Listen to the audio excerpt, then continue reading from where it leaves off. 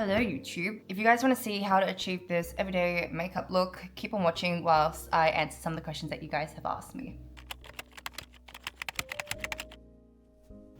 Good morning everyone. It is currently too early in the morning and I have some things to do, so I thought I would sit down and film a get ready with me whilst answering some of the questions that you guys have asked. I've got a matcha latte. Today I made a jasmine matcha latte, which I've currently been obsessed with.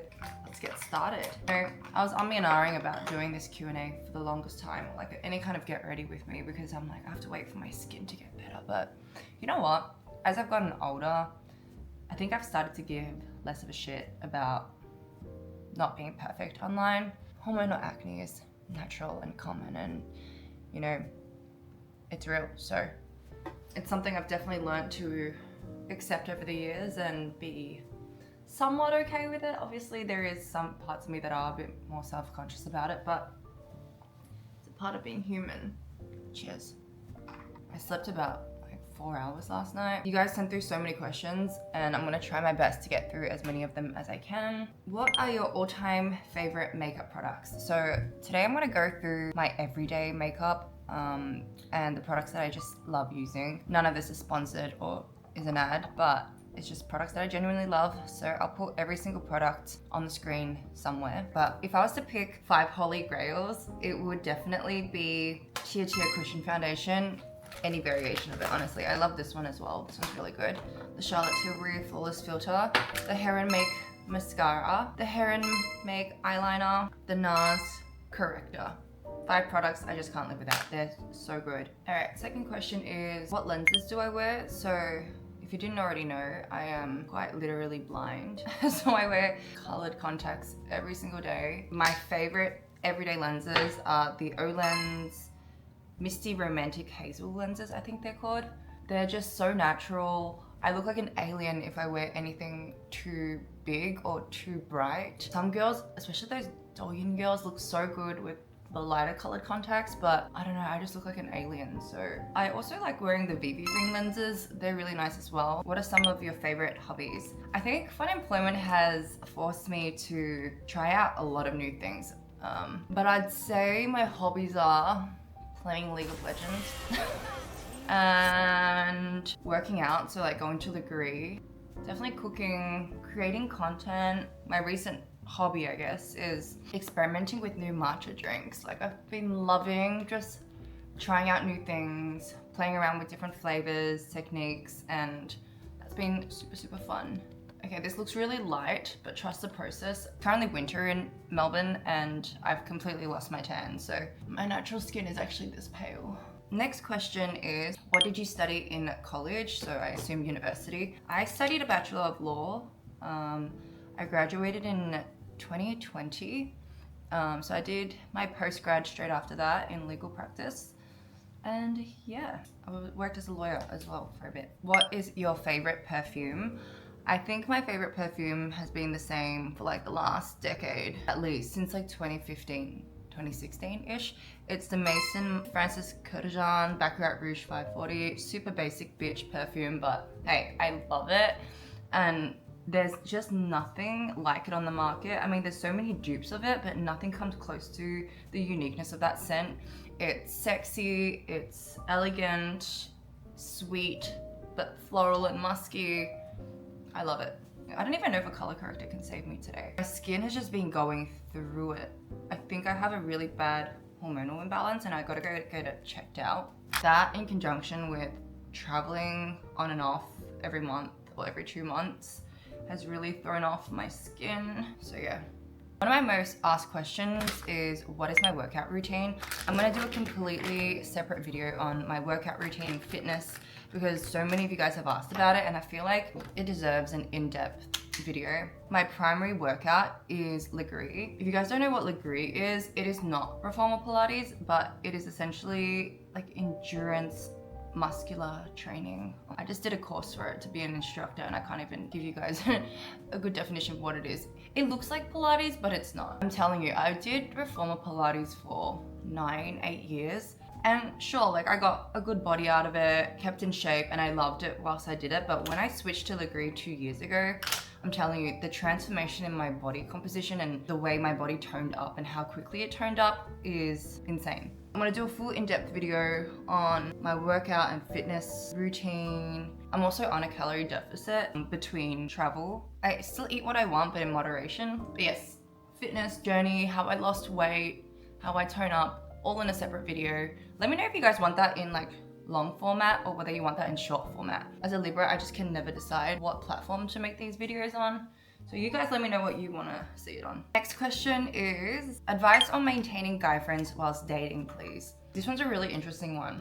I think it's totally fine to maintain friendships of the opposite sex as long as there is a mutual respect and you guys are all on the same page. I probably got this question a lot because I post my friend Aaron a lot. Aaron is probably my best friend and we've been friends for over a decade, and there is just a mutual respect between the both of us and no malicious intent. He respects me, I respect him. There is zero flirtation whatsoever. Like, we are literally brother and sister. I'm always wingmanning him and he's even on texting terms with my boyfriend, so they all get along. I feel like friendships of the opposite sex only work when you're open and transparent about your friendship with your partner. Your friend needs to respect your partner and there needs to be boundaries in place, and there just has to be open communication. Like, I don't think it can work if there's any inkling of your guy friend or girlfriend like having some kind of feelings towards you. It just does not work. If I was to give any kind of advice, it'd just be open communication, full transparency. I don't think you need to sacrifice friendships for the sake of a relationship just because they're the opposite sex. They work. Just be transparent about it, be open about it. And if your partner is mature enough to understand, you know, there shouldn't be any problems. Like, I'm so okay with H having friends of the opposite sex and he's fine with me having friends that are of opposite sex. It's just all about being open and communicating. I'm using my cream contour just like on my eyelids because I don't really wear much eyeshadow. I don't know, I might put a little bit on today just for this video, but usually on a daily basis, I'll just kind of brush the contour into my eye sockets for like a little bit of color. The next question I got asked was the most asked question. I think I counted about like 40 or 50 times that this question was asked. But the question is, how did you and H meet, or how did you meet your boyfriend?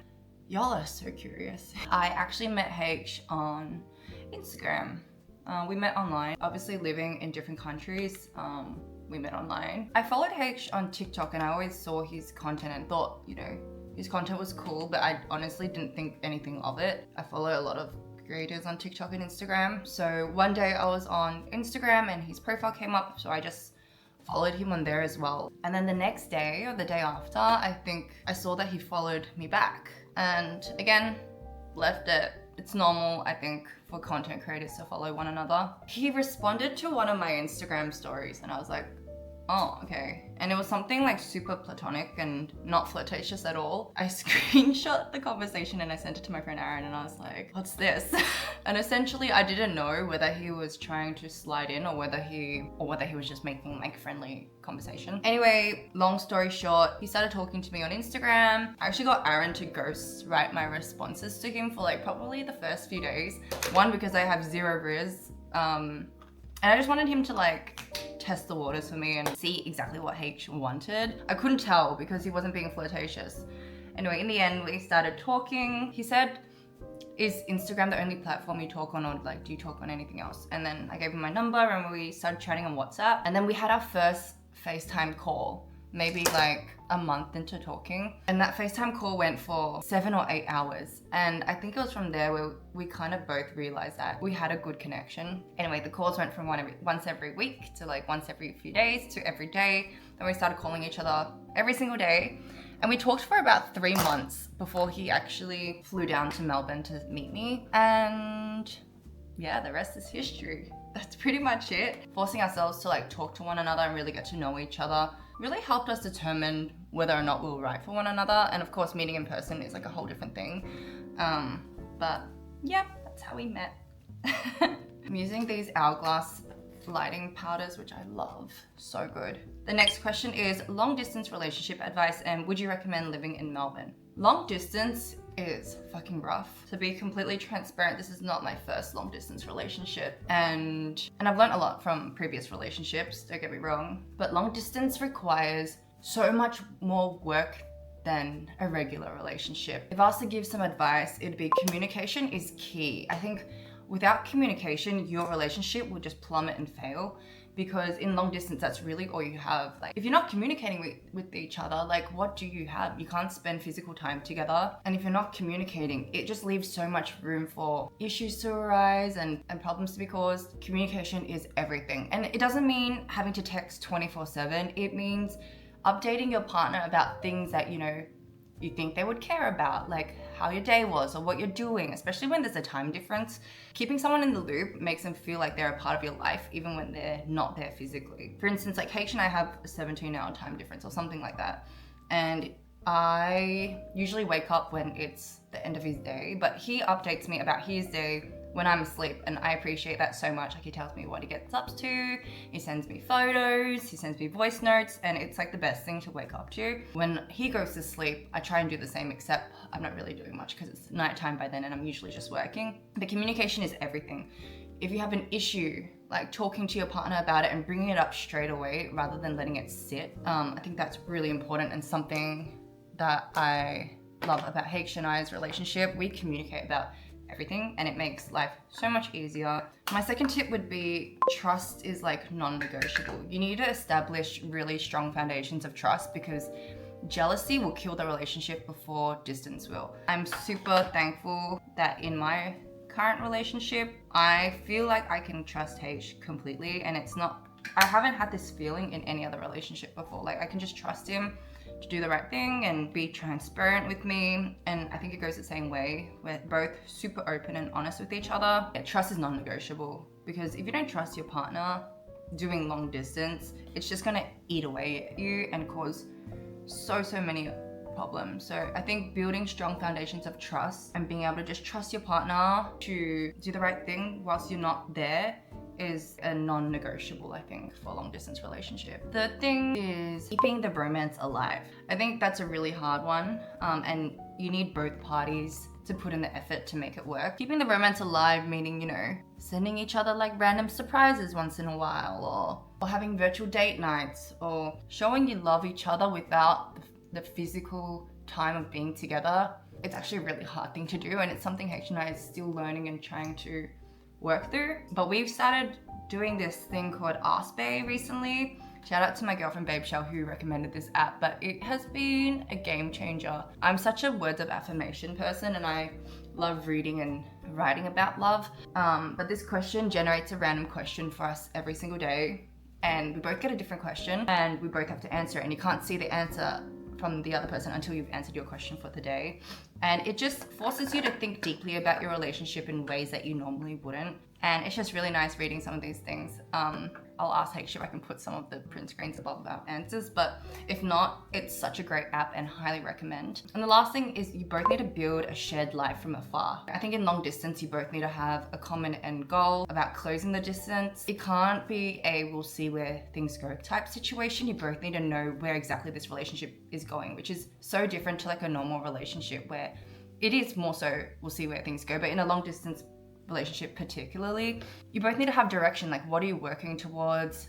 Do you share the same common goals? Do you guys both want the same thing? I think these are all really important things that help a long distance relationship survive the distance. The last part of that question is, would I recommend living in Melbourne? 1000% yes, for so many reasons. I mean, I'm biased because I'm from Melbourne. I feel like Melbourne is just such a great hub for everything. We've got some of the best food. Actually, I would say arguably the best food in Australia. We have culture. Everyone's super kind and welcoming. If you live in the city, everything's within walking distance. We've got great nightlife. And it just feels like a really warm community, which is not something I get from many other places I've traveled to. So yeah, I would definitely recommend living in Melbourne. I love Melbourne. I hate doing my brows. Pros and cons, USA versus Australia. There are definitely pros and cons between Australia and the US. I think both countries have their pros and both countries have their cons, but the pros of the US is that there is so much opportunity for career growth there and the opportunity to make money. I feel like in Australia, in any kind of field, your earning potential is capped, right? There's only so much you can make, especially if you work like a 9-to-5 job. There's only so much you can make. Even in content creation, there are definitely not as many opportunities here as opposed to in America for content. Brands just don't have the kind of budgets that they do in America. Australia is often forgotten about because we're so far. The ability to travel to other countries, aside from Asia, so like you're a lot closer to Europe and sorry, I like cannot do my brows and talk at the same time. The cons of living in the US is that obviously it's definitely not as safe as Australia. I can't just go for a run or walk down a neighborhood or street casually. There is like a lot more homelessness in the States. As a woman, it's definitely not as safe to be doing things solo around, particularly LA. The cost of living is really high, but I guess it's relative. If you're earning USD, it's not as bad, but it's still pretty expensive. And I think living costs are quite expensive, like rent is really expensive. Tipping and taxing when eating out is still crazy to me. In Australia, what you see on the menu is the price you pay. Obviously you tip if the service is phenomenal, but it's not expected. The healthcare system is definitely questionable, I think. It's so expensive to go see a doctor and buy medicine and stuff there. Whereas in Australia, it's more or less covered by Medicare, which taxpayers do pay, but you know, we're all happy to pay. Pros of Australia, cost of living is slightly more affordable than America. Our healthcare system is great. We've got fantastic food options, casual eats. It's less pretentious, I feel, than LA, like less superficial. There's a great community feeling here. You can walk everywhere. It's safer. Australia is just a fantastic place to live, in my opinion. The cons of Australia is we're far from everything. It's easy for us to travel to Asia because it's close, but traveling to Europe is like 20+ hour flight. But yeah, I think there's definitely pros and cons to living in Australia. Next question is, have you ever healed from past pain to become the best version of yourself? Absolutely yes. Without trauma dumping, I feel like I've been through some pretty fucked up shit in my life that has definitely shaped me into who I am today, as cliche as that sounds. I wouldn't be who I am, and I wouldn't have the same boundaries, and I wouldn't have the same values if I didn't go through what I did. I guess I'm kind of thankful that I did go through those things because they allowed me to figure out, you know, what I am okay with, what I'm not okay with, things I will accept and what I won't accept. I feel like you have to go through shit and be broken to be rebuilt into the best version of yourself, essentially. Eyeshadow palette. I feel like every shitty situation teaches you so much about yourself and people around you and how you're treated and how you treat others. If I was to go back in time, would I do things differently? Yeah, sure, maybe, but it's taught me so much, so much, like invaluable life lessons. When I think about like relationships and stuff, shitty situations definitely shape who you are, but don't let them define you. You need to take away what you've learned from bad situations and allow yourself to learn from them. I'm gonna quickly do my eyeliner. I don't think I can talk whilst doing my eyeliner. Tried a million eyeliners, this is the best. You don't even need to try another one, just go and get this. It's cheap, it's good. I've gone through probably like 50 of these in my lifetime.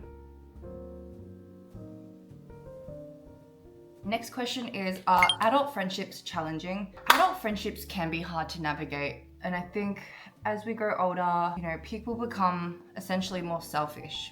We start to care more about our own lives. Whilst, you know, when we're young, all we can think about is when we're gonna go out with our friends and what we're gonna do with our friends. And as important as that is to maintain your friendships, I think just with age, naturally, you just become more focused on your career, your lives, your relationships with your partner. In a way, people just start to shift their focus onto themselves and their own lives. My friends and I all still keep in touch, and you know, we regularly meet up, but just not as frequent anymore. You know, we see each other maybe once a month as opposed to every weekend, and our catch-ups are definitely more wholesome, but that's just, you know, part of growing up and life. In terms of making new friends, I think it's definitely more difficult as you get older. Personally, for me, as someone who is, I think I'm introverted, but my boyfriend thinks I'm not. I'm like an introverted extrovert. So I'm introverted in a room amongst people I don't know, and I'm extroverted amongst my family and my closest friends. Like I'll be psychotic. Not psychotic, that's the wrong word. I will be crazy off the wall kind of energy when I'm close with people. But if I don't know you, I just curl up into a ball and like I just go mute. I don't talk. Well, I'll try to talk, but it's quite awkward for me. I think also as you get older, you just become content with your social group and your current friends in your life. I think to introduce someone new into your life, that person needs to add some kind of value or, you know, really align with your values. However, I did make a new friend recently. Her name's Babe Shell. You've probably seen her in some of my videos, but for me, that was like a really rare opportunity because we just clicked. I feel like she just gets me, and it's so rare to find someone that you just click with and has the same values and likes the same things. And you know, I didn't need to spend much time really getting to know her because I felt like I've known her my whole life when I met her. If you're wanting to make new friends, you really just have to put yourself out there. Like Shelly and I wouldn't have been friends if I didn't message her to hang out, and that's something that's so out of my comfort zone. But if I want to try and make new friends, I just have to put myself out there, and it's a daunting and scary thing to do, especially when there is a fear of rejection, right? Like she could have said no, but you only miss the shots you don't take. So my advice would be just go for it. Next question is, are your girls natural or did you have them done? They are my inspo for an augmentation. Well, firstly, I'm very, very flattered, but they are natural. I haven't had any work done cosmetically. No plastic surgery, no filler, no Botox. I have had Botox in my jaw.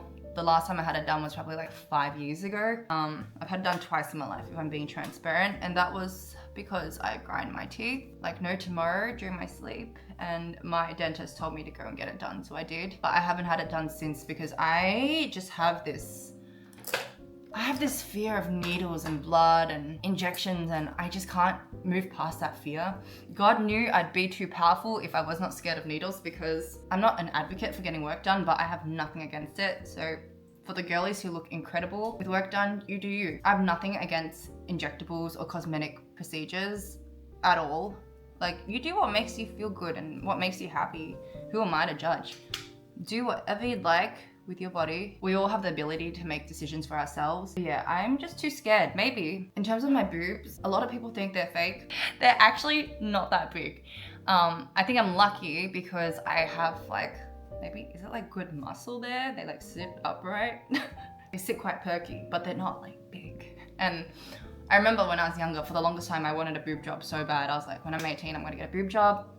That absolutely did not happen. And honestly, if I was to get plastic surgery, my boobs would not be the first thing I'd get done. I don't usually wear lashes every day. Actually, I rarely ever wear lashes anymore, but fuck it, for the sake of the video today, I'm gonna put a few individuals on. These are the Pear House cluster lashes from my girlfriend Sandy. I should go support her if you're looking for some cluster lashes. Let me quickly speed run this. I apply my lashes like underneath the lash line, and I only put like a few clusters on. Sometimes I hate it, sometimes I love it having lashes on. Lashes are done. I'm gonna go ahead and finish the rest of my face now. The next question is, how do you know if you found the right one? And honestly, the thing is, I don't know. But what I can tell you is what it's like to be with a person who is not the one. When it comes to relationships, I think choose peace over butterflies. Butterflies are actually, I feel, a response from your nervous system, and it is a form of anxiety. You shouldn't feel nervous and have butterflies around your partner all the time. The difference with H and I is that, sure, we were excited and had butterflies meeting each other for the first time, but for the most part, our relationship is just peaceful. And that's the best way to put it. Like, I feel at ease and I feel at home with this person. Your body knows when someone is not right for you before you even know. And your body will give you a million signs to tell you someone is not right for you. Cortisol levels will rise, you'll lose sleep, you'll feel anxious, constantly stressed and tired. I feel like your body gives you signs that someone is not right for you. And I've definitely felt that before in previous relationships. So listen to your body. If your body is acting out and giving you signs and you're constantly feeling anxious and stressed, it's usually a sign that, you know, that your relationship is not for you. You'll know when someone is right for you when you feel comfort and at home with this person. I can be completely 100% myself unapologetically.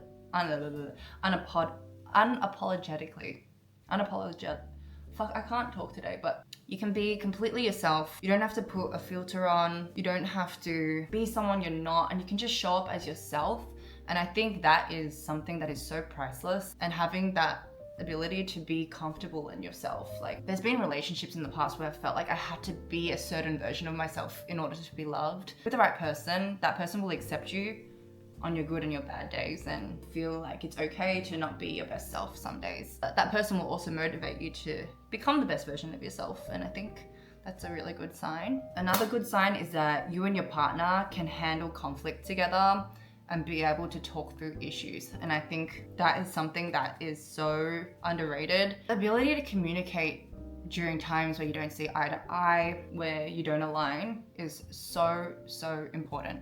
You'll know someone is right for you when they want to work through your issues and they want to talk through things rather than avoiding it or brushing it under the rug. I think that's a really good sign that someone might be the right person for you. Another thing is that your core values align. I think that's a really important thing. You could be with the most perfect person, and if they don't align with you on your core values, your non-negotiables, then that's a sign that it may not work, because in order for it to work, you'd have to change something that's so fundamentally ingrained in you. Knowing if someone is the right person for you, your gut and your intuition will tell you. You know, if something doesn't feel right, you gotta listen to those signs. There are so many times and so many instances in the past where I knew someone was not right for me, and I knew that these people were no good for me, whether it be my body telling me or whatever it is. But I chose to not listen to these signs and was like, I can change this person, or we can make it work. No, you gotta listen to your intuition, girl, and trust your gut, because your gut knows best, I think. Well, my intuition is crazy. That's a whole different story, but I think trusting your gut and your intuition is so important and will tell you so much about a relationship. All right, I'm gonna put a bit of highlighter on. Do a little bit in the inner corner as well. I go over my egosal as well. Last but not least, I'm gonna do my lips. I usually don't really wear anything on the lips. I usually just wear like a tinted lip balm gloss thing from like Roman. I have a million of these. I'm gonna line my lips with this Morphe lip liner Honeymoon. I don't even think they do it anymore, but it's my all-time favorite lip liner. I don't like the look of big lips, so I don't usually overline my lips or anything. Even that I think is too much, but whatever. And then I'm gonna go in with my Roman lip color in Peach Honey. This one's like a really natural one. Patrick Tar lip gloss in 2cc's. I think my lips look too big. Oh, I don't like it. That's better. A little bit more subtle. I'm just gonna set my makeup in place with the Charlotte Tilbury spray.